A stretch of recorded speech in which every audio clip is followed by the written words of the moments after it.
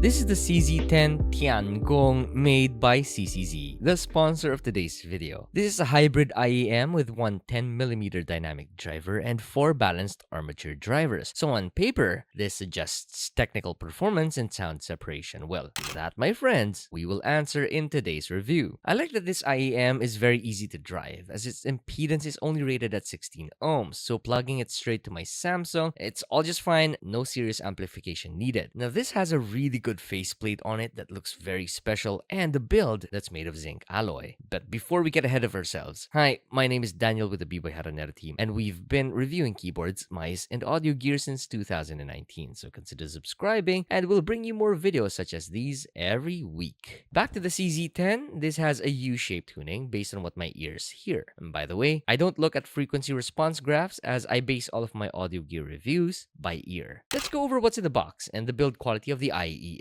Out of the box, it's really straightforward. You get 2 sets of ear tips, one made of silicone with 3 pairs, and another made of foam. Then you get the IEM along with its cable and some documentation. For newbies out there, if you're not a fan of detailed trebles and you want to muffle them out somehow, then use the foam ear tips. Yet if you want a more neutral sound, then use the silicone ear tips. But here are my thoughts on the stock silicone ear tips you get in the box. The nozzle of the IEM is already a little bit too forward for me, and adding in the stock ear tips here add a lot more height to the nozzle. This makes the whole IEM very deep in my ear, which is something I'm not very comfortable with. I suggest that if you're going to replace the silicone tips, then go get silicone tips that are short. Anyways, the IEM itself has some weight to it, having a zinc alloy housing. It's not uncomfortable to wear though, and it fits my ear really well without any pain points after hours of use. It has a shape that would suit a lot of ears, I believe, and it's also not too big. The shell has 2 vents on it for airflow, then it has a QDC 0.78mm pin inputs, making it a little bit cable sensitive due to the compatibility, yet this is a more sturdy type of input versus the regular 2-pin inputs. And before I forget, let me go over the cable here real quick, as I think it's not astounding, yet it will do the job. Eventually, it's going to feel crunchy and lack the flexibility that it had when you first pulled it out of the box. Cable replacement is easy though, so all good here. Now as for the sound profile, again, I don't look at frequency response graphs, but base my reviews on what my ears perceive. Overall, I hear a U-shaped tuning that's not entirely aggressive, but there's a significant boost around the bass region. The soundstage also isn't wide, and I perceive a narrow soundstage. The overall presentation of the IEM is warm and smooth to the ears, without any sharp peaks or sibilance around the highs. But I feel like this is where the IEM can be improved. I also have to mention that I am not treble sensitive, so I lean more towards sharp, sibilant peaks rather than warm tunings. And so far, the highs are smooth and not fatiguing with just about ample detail, but I feel like more boost around 6 kHz would make the tuning sound better. But do remember, again, these are just my personal opinions based on what my ears hear and what I prefer. As for the mid-range, I hear a little bit of recession around 4 kHz, and this equates to a little bit of a recessed presentation for guitar solos in mixes. Vocals are tuned to not sound shouty or nasal, yet